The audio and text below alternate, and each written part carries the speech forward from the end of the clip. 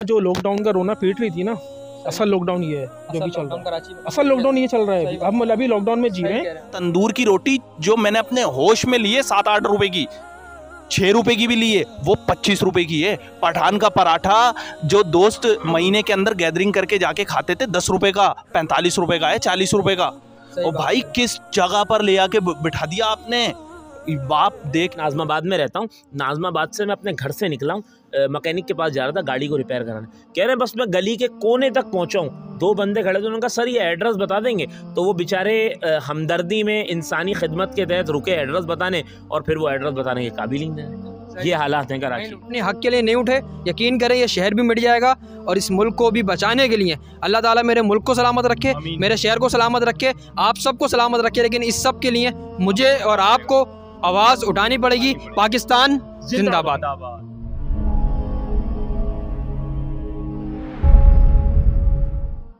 अस्सलाम वालेकुम वरहमतुल्लाहि वबरकातुहू।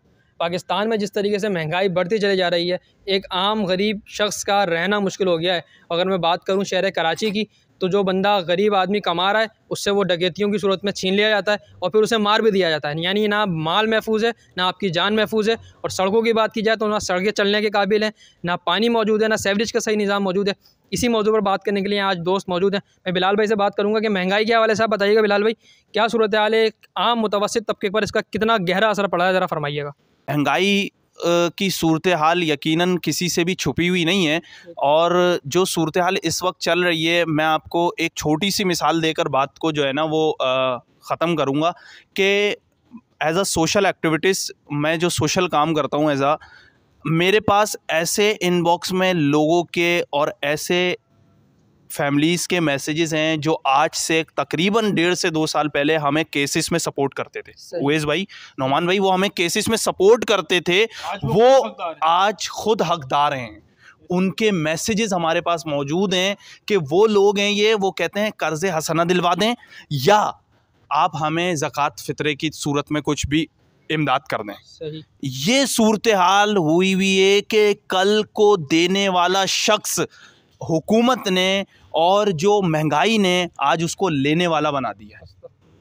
आज कल वो लोगों को सपोर्ट करता था, लोगों की हेल्प करता था, आज वो बोल रहा है कि मुझे दे दो।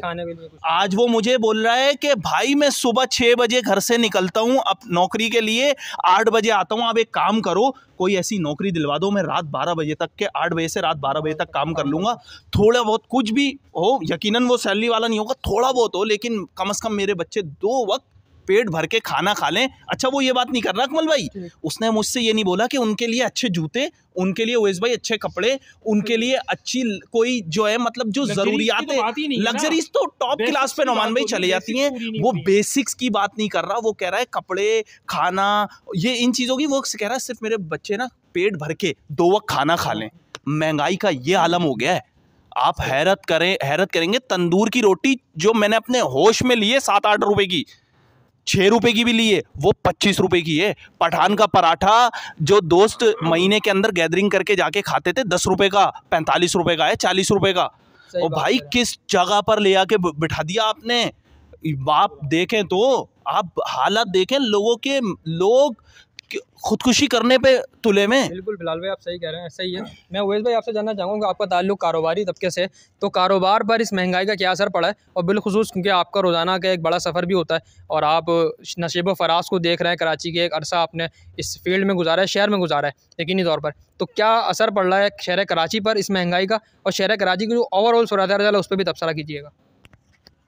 अस्सलाम वालेकुम अकमल भाई, मैं तो ये बोलूँगा कि दुनिया जो लॉकडाउन का रोना पीट रही थी ना, असल लॉकडाउन ये है जो भी चल रहा है। असल लॉकडाउन ये चल रहा है। हम अभी लॉकडाउन में जी रहे हैं, क्योंकि लॉकडाउन में जितना महंगाई का रोना किया हुआ था और ये सारी चीज़ें हुई थी वो अल्टीमेट अपनी जगह थी। लेकिन इस वक्त जो पोजीशन है, मेरा चूँकि ताल्लुक एक रिटेल स्टोर से भी है, तो मैं देख रहा होता हूँ वहाँ पर प्राइजेस के अंदर कितना फ़र्क आ रहा है। डेली बेसिस के ऊपर जो चीज़ 100 रुपये की थी वो 130 की हो रही है नौमान भाई, और फोरकास्ट उसकी है कि वो भाई वो 200-250 रुपये की हो जाएगी। बात ये है कि इस वक्त अब जो बात हो रही है ना, वो लोअर क्लास की नहीं हो रही, वो तो दब गई, वो तो बिल्कुल उसकी तो अब बात ही क्या है। जो मिडिल क्लास है ना, मिडिल क्लास भाई, वो उसका सर्वाइवल मुश्किल है। मिडिल क्लास 50-60 हज़ार रुपये कमाने वाले बंदा जो फैमिली को चला रहा है वो नहीं चला सकता।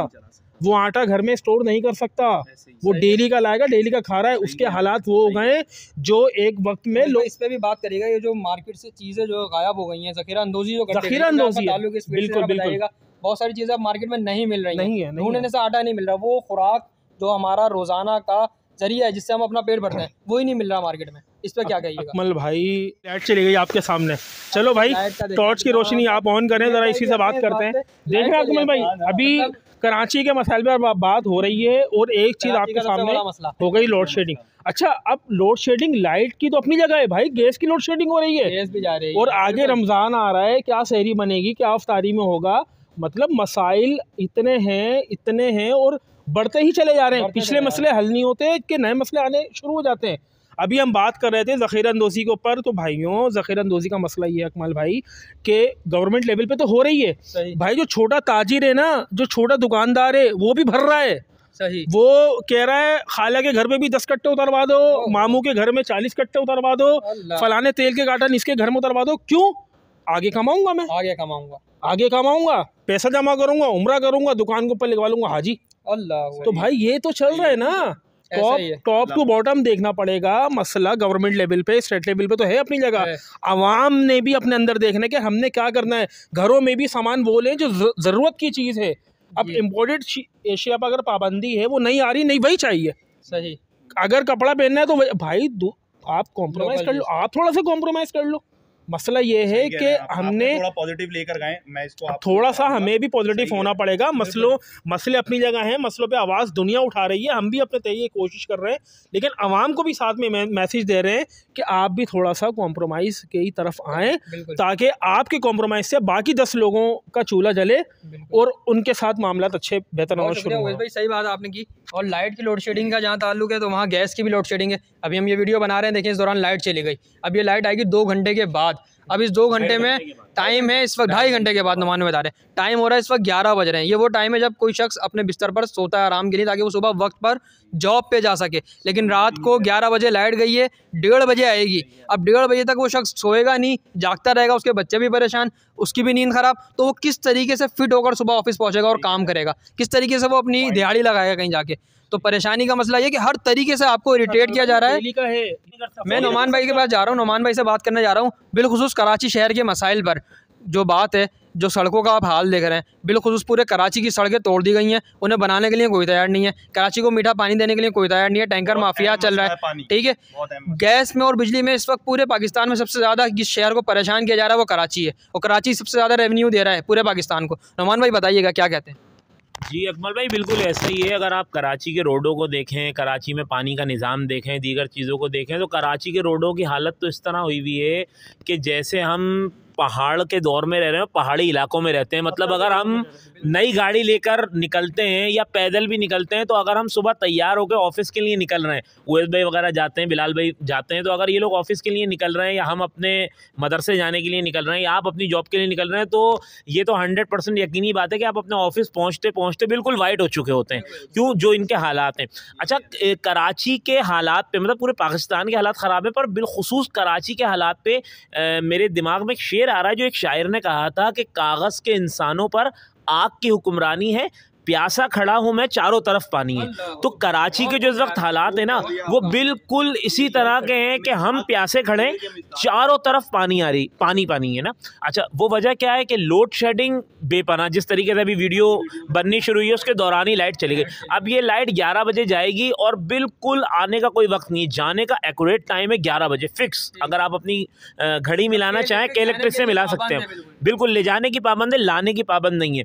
इसी तरीके से रोडों का जो हाल है, आवाम को ये कहा गया है कि भाई मीठे पानी की लाइनें हम आप तक पहुंचाएंगे, तो हो दरअसल ये रहा है कि कोई मीठा पानी नहीं आ रहा। मतलब आप ये समझ लें कि पीने का मीठा और साफ़ पानी घरों में आता नहीं है और सेवरेज का गंदा पानी घरों से जाता नहीं है। ये हालात हुए हैं, कोई नहीं जा रहा। यानी हमारे गटर, हमारे मैन होल, हमारे जो घर की हौदियाँ हैं, जो हमारा सेवरेज का निज़ाम है, बिल्कुल धर्म भरम हो चुका है। रोडों की हालात ये हैं कि अभी पिछले दिनों एक लड़का है, उसका एक्सीडेंट होता है। अकमल भाई, आवाम की बेहिसी ये है कि उसकी टांग जॉइंट से टूटी हुई है और वो दर्द से कर रहा है। उसकी वाइफ जो है वहाँ खड़ी होकर फरियादें कर रही हैं कि प्लीज़ प्लीज़ मेरे हस्बैंड को जो है लेके तो चलें। वहाँ हमारी आवाम क्या कर रही है? हमारी आवाम खड़े होकर मूवी बना रही है, उसकी उस वक्त सिर्फ वीडियो बन रही है।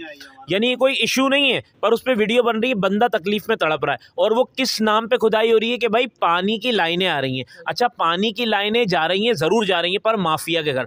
जिस तरीके से ओवैस भाई ने भी ज़ख़ीरा अंदोज़ों के खिलाफ बात की ना, इसी तरीके से वो माफिया जहाँ चाहता है उस माफिया के अपने रिश्तेदारों के, अपने घर वालों के यहाँ 3-3, 4-4 लाइनें। और जो आम हम जैसे गरीब लोग हैं, यानी मिडिल क्लास से ताल्लुक़ रखने वाले हैं, उनके यहाँ कुछ भी नहीं है। अच्छा, इस रोड के टूटने, पानी ना आने की तो एक वजह अलग है, पर हम अगर मलीर की बात कर लें, लाइन्स एरिया की बात कर लें, लांडी की बात कर लें, जहाँ पर एक पब्लिक कन्वेंस जिसे हम 4 सीटर कहते हैं वो चलते हैं, उन 4 सीटरों चलाने वालों का ये हाल है कि बाखुदा बिलाल भाई के पास तो मैसेज आए होंगे, पर मैं पर्सनली उनसे मिला हूँ, वो मुझसे ये कह रहे हैं, नौमान भाई गाड़ी लेके निकलते हैं, 500 का धंधा करते हैं, 500 किसी से उधार मांग के 1000 गाड़ी पे ही लगा देते हैं। यानी घर में बच्चे, ओवैस भाई घर में बच्चे भूखे बैठे हैं। नोमान भाई कोई ऑल्टरनेट मौजूद नहीं है। खराब कर दी वो टूटी हुई है, ठीक है ना। कोई अच्छा, अगर बारिश हो जाए, अल्लाह ना करे बारिश हो, तो जब वो बारिश बाराने रहमत बन के आसमानों से बरसेगी तो वो बिल यकीन इन नाअहल और करप्ट हुक्मरानों की वजह से हमारे लिए जहमत बन जाएगी। गटर और नाले, जो मेन हमारे नाले जाने, वो खुले में। ऐसा भी पिछली बारिश में हुआ है कि जब बाइक लेके निकले हैं तो ये नहीं पता था बारिश का पानी कहाँ है और नाला कहाँ है, नाला।